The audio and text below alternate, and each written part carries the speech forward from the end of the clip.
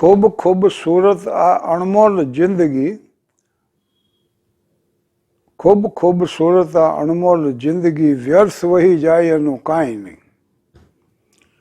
વસ્તુ ખોવાય એની થાય અહીં વેદના, અને વર્ષો ખોવાય એનું કાંઈ નહીં. એક એક શ્વાસે આયખાનું સુકાતું સરવરિયું થાય સાવ ખાલી. વર્ષોના વર્ષો જાય અહીં વીતી, તો ઈચ્છાનું ખપ્પર રે ખાલી.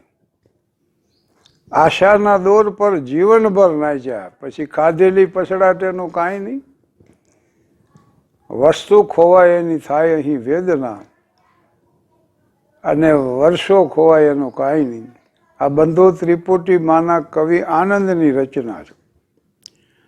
અશ્વ જેમ દોડીને હાંફે છે માનવી, પહેલો ક્રમ લેવાની રેસમાં. લોહી લોહાણ થાય તોય માને છે સુખ, ઓલી રૂપિયા ભરેલી સૂટ કેસમાં. સોનાની લાયમય શાંતિના શ્વાસ બધા ગીરવે મુકાય એનું કાંઈ નહીં. વસ્તુ ખોવાય એની થાય અહીં વેદના, અને વર્ષો ખોવાય એનું કાંઈ નહીં. અણમોલ આ જિંદગી, અણમોલ આ જિંદગીનો અંત આવે ને આ દોડનો તો અંત આવે એનું કાંઈ નહીં. તો આ અણમોલ જિંદગી છે ને એનો અંત આવે છે, પણ આ પૈસો, પ્રલોભન, પ્રતિષ્ઠા એની દોડનો અંત નથી આવતો. વર્ષોના વર્ષો થાય અહીં વીતી, તો ઈચ્છાનું ખપ્પર રે ખાલી.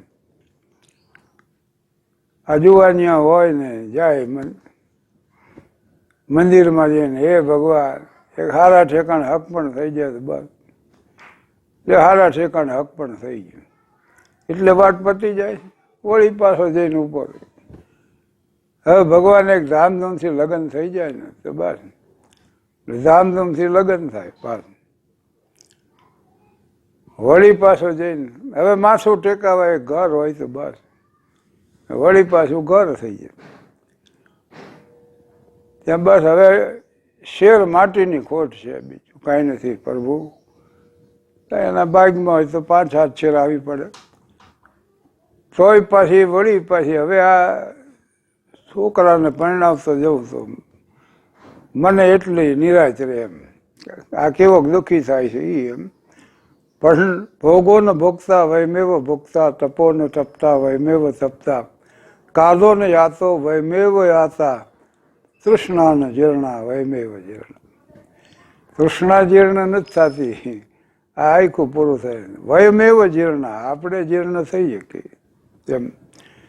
તો जीवन જે છે, खुशी के साथ दुनिया में हजारों गम भी होते हैं, जहाँ बजती है शहनाई वहाँ मातम भी होता. તો જીવનમાં સુખ અને દુઃખ, અસુર અને હાસ્ય એ સંલગ્ન જ છે, એ અલગ નથી. અને મેં ઘણી વાર કીધું છે કે ભાઈ અમારા ગામમાં એટલા પાત્રો મળ્યા કે હજી 12 ગામ તપાસ નથી કરી. એમાં જાદવજીનો મેં દાખલો આપ્યો હતો, 50 બીડી રોજની પીતો. મેં કહ્યું તમાકુ ધીમું ઝેર છે, તો કે મારે ક્યાં ઉતાવળ. બીજું પાત્ર જીવલો અમારે. હવે જીવલાનો બળદ માંદો પડ્યો એટલે એને ઘાસલેટ પાડ્યો. તો કાનજીનો બળદ માંદો પડ્યો તો એ જીવલાને પૂછવા આવ્યું કે તારો બળદ માંદો પડ્યો તો તે શું કર્યું? તમે તો ઘાસલેટ પાડ્યું. ઓલે આવો મોટો શીશો લીધો ને બળદના ગળામાં વાળ્યો ઊંધો ને ડક ડક ડક કરતો. શીશો પૂરો થયો, કાનજીનો બળદ ભો દઈને હેઠે પડ્યો ને મરી ગયો પાછો. બોલો, એટલે ગયો જીવલા પાસે. પેલા મેં ઘાસલેટ પાયું તો મારો બળદ તો મરી ગયો હતો. જીવલો કે મારો મરી ગયો. અરે પણ એ તે કીધું કેમ નહીં? તો કે એ ક્યાં તે પૂછ્યું? એ તો એટલું જ પૂછ્યું હતું કે શું પાયું હતું. આ જીવલો પછી ગુનો એક કર્યો હતો, જેલમાં ગયો. હવે અમારે રામજી પોપટ, અમારાને નેસ નહીં હોય એટલે હું મજાકમાં નામ કહું એનું. દામજી ભાઈ એની પાસે પૈસા માગે. એને ખબર પડી કેદીઓ પાસે પાટીઓ વણાવ્યા છે ને એવું બધું કામ કરાવે, બાગાયતનું નાન છે ને, અને એની પાસે કંઈક રકમ મળે ને એના ખાતામાં જમા થાય. જેલમાં ઉઘરાણીનો કાગળ લખ્યો કે વહેલી તકે મારા પૈસા મોકલી આપજો. જેલમાંથી જીવલાનો પત્ર આવ્યો કે આ મને ઉઘરાણીના કાગળો ન લખવા, બીજા કેદી પાસે મારી આબરૂ શું એમ. અને સુપ્રિન્ટેન્ડન્ટે એકવાર પૂછ્યું જીવલાને કે ભાઈ આ બધા કેદીના સગા સંબંધીઓ મળવા આવે છે, આ તને કેમ કોઈ મળવા નથી આવતું? તો જીવલો કે ક્યાંથી આવે છે? બધા અહીં છે, હગા હઈ હવ અહીંયા જ છે કે જેલમાં. પણ આ જાદવજીને જીવલો પાસે ભાઈબંધ ખરા. અને એમાં જાદવજીને મા મહેનતે અમે દેસાઈ સાહેબ એક હતા ને એની ઓફિસમાં પટાવાળા તરીકે નોકરીએ રખાવે. પણ મૂરખ એવો નહીં. 3-4 ગેસ્ટ આવ્યા તો સાહેબે કીધું કે પાણી લઈ આવી, તો બધા કાચના ગ્લાસમાં આમ આંગળા બોલીને ડ્રાઈવર મૂક્યા ટેબલમાં. એવો ખકડાયો. સાહેબ કે જો જે મંગાવું ને એ ટ્રેમાં લાવું. સાહેબે બહાર બૂટ પોલિશ કરવા દીધેલા અને જાદવજીને કે લઈ આવી. જે ટ્રેમાં લઈને હાજર થયો ભાઈ. અને એકવાર તો સાહેબને કેટલું કામ હતું એટલે જાદવજીને કીધું કે કોઈને અંદર આવવા દઈશ નહીં, બહાર બેસી જાય એમ. અને કોક જો એમ કે ને હું સાહેબનો ભાણેજ છું ને સાહેબનો ભત્રીજો છું, સાહેબનો કાકો છું, તો કહી દેજે કે આવું બધા કહે.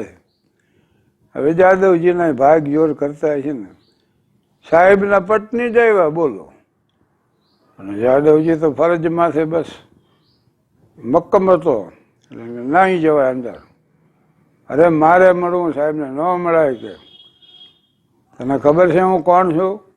હું સાહેબની પત્ની છું. તો જાદવજી કે આવું બધાય કહે. ઘરમાં કજિયો ગરી ગયો.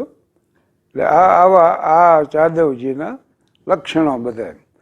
ને એમાં દેસાઈ સાહેબની ઓફિસમાં હું બેઠેલો. એ સાહેબ મને સમજાવતા કે મહર્ષિ અરવિંદે એવું કીધું છે કે ચિંતા એ આપણી અજ્ઞાનતાની કુદરતે કરેલી શિક્ષા છે. સાહેબ પાછા પત્રો વાંચતા જાય ને મારી હારે વાત કરતા જાય ને એમાં એક તાર વાંચ્યો, મધર એક્સપાયર્ડ એવું, માતા મૃત્યુ પામ્યા છે એવો તાર. અને એટલું વાંચતા જ સાહેબ મીંડ્યા રોવા. અરે મેં કીધું સાહેબ શું થયું? કે મારી મા ગુજરી ગયા, ભારે કરી ગયું. હું માંડ્યો એને આશ્વાસન આપવા, મોઢે જ્યાં બોલું માં ત્યાં તો મને હાચા નાનપણ સાંભળે. આ મોટેપણની મજા મને કડવી લાગે કાગડા. અને સાહેબ રોતા ને હું આશ્વાસન આપતો આવું વાતો કરીને. એમાં જાદવજી ગયો અંદર. સાહેબ શું કામ રોવે મને કે? અરે મેં કીધું સાહેબની બા ગુજરી ગયા. જાદવજી કે એમ? મારી બાઈ ગુજરી ગયા? મેં કહ્યું સાહેબને તો તાર આવ્યો છે. જાદવજી કે એ તો રજા રિપોર્ટર મેં મૂક્યો છે. પછી સાહેબે વાંચ્યું વિગતવાર ક્યાંથી તાર આવ્યો ને કયા ગામનો ને હેઠે નામ વાંચ્યું તે. હા, તારી બા ગુજરી ગયા, તારી બા ગુજરી ગયા. વયો જા જલ્દી જા, રજાની જરૂર નથી, જા અહીંથી. એટલે મેં કીધું સાહેબ તમે કીધું ને એ મને સમજાય કે ચિંતા એ આપણી અજ્ઞાનતાની કુદરતે કરેલી શિક્ષા છે. આ વિગતવાર વાંચ્યો હોત તમે ને બધો ગામ ઠામ નામ જોયું હોત તો આ આપણે ન થાત આટલી મુશ્કેલ. હવે એકવાર એવું થયું કે જીવલો પછી છૂટી ગયો જેલમાંથી ને 2-4 શેઠની અહીં નોકરી કરતો. એમાં જાદવજી એકવાર એને મળવા ગયો. 4-4:30નો સમય એટલે ચાનો ટાઈમ તો ખરો. અને એમાં આ બે વાતો એ ચડ્યા, જાદવજીને જીવલો ને. ગામની એવી વાતો મીડિયા કરવા, જૂના પ્રસંગો સંભાળીને. એમાં 2-4 શેઠે જીવલાને કીધું કે જીવલા ચા બનાવે. એમાં તો જીવલાનો પીતો વયો ગયો કે ચા બનાવે ખબર નથી, મારો ભાઈબંધ આવ્યો છે એની હારે હું વાતો કરું છું, વચમાં ચા બનાવે લાગી પડ્યા છો. ખબરદાર મને કીધું છે તો એક બે દી ન ચા પીવો તો ક્યાં મરી જવાનો.